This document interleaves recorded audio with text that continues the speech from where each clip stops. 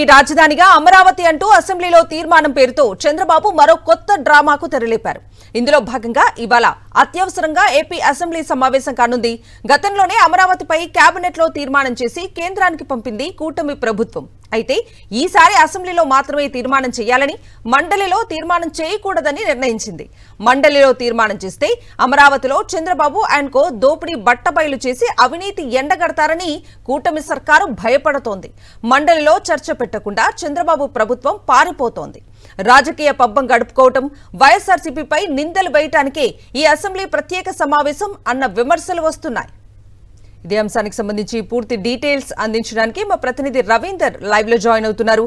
రవీందర్, కవిత, రాజధానిగా అమరావతి విషయంలో చంద్రబాబు ప్రభుత్వం అనేక డ్రామాలు చేస్తూనే ఉంది. ఎప్పుడు ఏ సమస్య వచ్చినా సరే దాన్ని డైవర్షన్ చేసే కార్యక్రమంలో భాగంగానే కొత్తగా ఏదో ఒక డ్రామాని తెర మీదకి తీసుకొస్తున్నటువంటి పరిస్థితి. అందులో భాగంగానే ఈసారి కూడా ఈరోజు అత్యవసరంగా శాసనసభను సమావేశపరిచేటువంటి కార్యక్రమాన్ని కూడా తెరదీశారు. వాస్తవానికి రాజధానిగా అమరావతిని తీర్మానం చేసే కార్యక్రమంలో భాగంగానే ఈ సమావేశం ఏర్పాటు చేశామనేది ప్రభుత్వం చెప్తున్నప్పుడు కూడా, కానీ వాస్తవానికి అనేక సమస్యలు రైతుల నుంచి పెద్ద ఎత్తున ఉన్నాయి. ఇప్పుడే కాదు, గతంలో భూ సమీకరణ ప్రారంభం చేసినప్పటి నుంచి కూడా ఇప్పటివరకు దాదాపు 11-12 సంవత్సరాలు గడిచినప్పుడు కూడా కనీసం ఆ రైతుల సమస్యలను మాత్రం ఆ ప్రభుత్వం పరిష్కారం చేయట్లేదు. గతంలో కూడా మనం చూసాం, దాదాపు 54,000 ఎకరాలను రైతులు రాజధాని కోసం భూములు ఇస్తే వారి తాలూకు ఇవ్వాల్సినటువంటి రిటర్నబుల్ ఫ్లాట్లు ఇవ్వటం కూడా జరగలేదు. అది కాకుండా స్థానికంగా ఉన్నటువంటి గ్రామ కంటాల సమస్యతో సహా అనేక సమస్యలు ఉన్నాయి. కానీ వాటి పరిష్కారం అనేది రోజు రోజుకు జటిలంగా మారుతుంది. ఈ నేపథ్యంలో రెండో విడత భూ సమీకరణ కూడా చేయాలనేది చంద్రబాబు సర్కారు గతంలో నిర్ణయం తీసుకుంది. ఆ సందర్భంగా ఇటీవల ఒక సమావేశాన్ని ఏర్పాటు చేయడం ద్వారా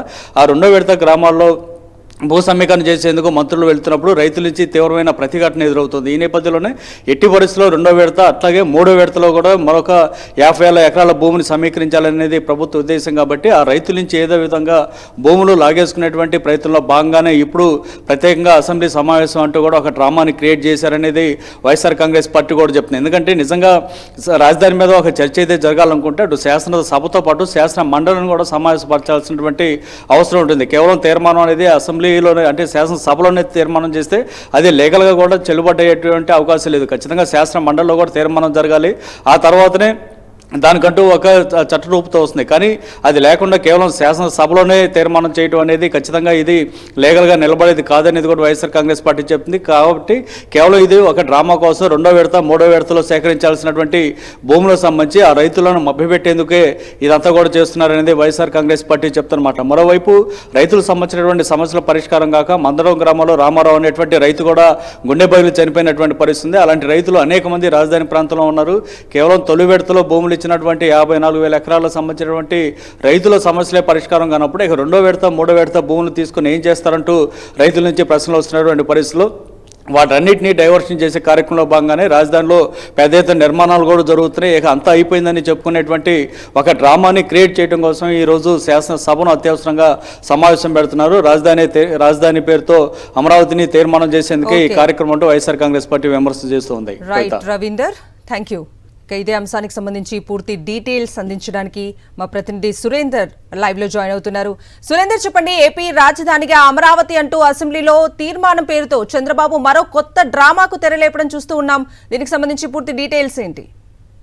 కవిత, మరికొద్ది సేపట్లోనే ఆంధ్రప్రదేశ్ అసెంబ్లీ ప్రత్యేక సమావేశం ప్రారంభం కాబోతుంది. దీంట్లో అమరావతి రాజధాని, ఏపీ రాజధానిగా అమరావతి ఉండాలంటూ ఒక తీర్మానాన్ని అయితే చేయబోతున్నారు. అయితే దీని మీద రాష్ట్ర ప్రజలు కూడా విస్మయం వ్యక్తం చేస్తున్నారు. ఎందుకంటే 2014లోనే రాష్ట్ర పునర్విభజన చట్టం సెక్షన్ 5లో అమరావతి రాజధానిగా ఉంది. తర్వాత 2025లో కూడా ఆంధ్రప్రదేశ్ కేబినెట్ ఒక తీర్మానం చేసి కేంద్ర ప్రభుత్వానికి పంపించింది. అయితే ఇప్పుడు మళ్ళీ ఎందుకు తీర్మానం చేస్తున్నారనే ప్రశ్న అయితే ఇప్పుడు వినిపిస్తున్న పరిస్థితి కనిపిస్తుంది.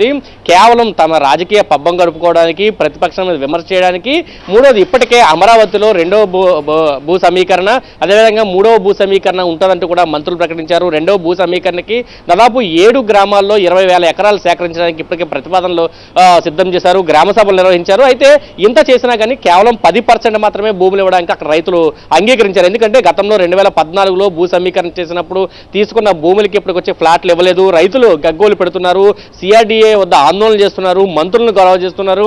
తమకు సమాధానం చెప్పాలంటే ఒక రైతు అంతా కూడా అడుగుతున్న పరిస్థితి. మళ్ళీ రెండో భూ సమీకరణకి తాము సిద్ధంగా లేవంటూ కూడా రైతులు చెప్పారు. తమకు భరోసా కల్పించాలంటూ అడిగారు. కాబట్టి ఈ రెండో భూ సమీకరణ చేయాలి, ఖచ్చితంగా భూములు వాళ్ళ దగ్గర నుంచి తీసుకోవాలి, ఒక రియల్ ఎస్టేట్ వ్యాపారానికి తెర తీయాలనే చంద్రబాబు కుట్ర చేశారు. దానిలో భాగంగానే ఇప్పుడు అమరావతి పేరుతో మళ్ళీ తీర్మానం చేయడానికి ముందుకొచ్చారు. మళ్ళీ ఒకసారి రైతులు మోసం చేయడానికి సిద్ధమైనట్టు తెలుస్తుంది. దీనిలో చాలా స్పష్టంగా మనకు అర్థమవుతుంది. ఎందుకంటే కేవలం అసెంబ్లీలో మాత్రమే మేము తీర్మానం చేస్తాం, మండలిలో పెట్టమంటున్నారు. ఖచ్చితంగా మండలి తీర్మానం కూడా అవసరం. కానీ మండలిలో ఈ తీర్మానం పెడితే అమరావతిలో జరుగుతున్న అవినీతి కానీ, రాజకీయ దోపిడీ కానీ ఇవన్నీ కూడా బయటపడతాయి. ఇవన్నీ బయటపడితే ప్రభుత్వ కుట్ర ప్రజలకు అర్థమవుతుంది. కాబట్టి ఖచ్చితంగా మండలిలో పెట్టకుండా కేవలం అసెంబ్లీలో చేసి కేవలం ప్రతిపక్షం మీద ఒక బురద జల్లి రెండో భూ సమీకరణ ద్వారా మరింత భూమిని సమీకరించాలనే ఒక ఉద్దేశం కూటమి ప్రభుత్వంలో చాలా స్పష్టంగా కనిపిస్తుంది. దానిలో భాగంగానే ఈరోజు అసెంబ్లీలో ఏపీ రాజధాని అమరావతిగా అంటూ మళ్ళీ ఒక తీర్మానాన్ని ప్రవేశపెట్టే పరిస్థితి కనిపిస్తుందని చెప్పాలి Kavitha. Right Surender, thank you.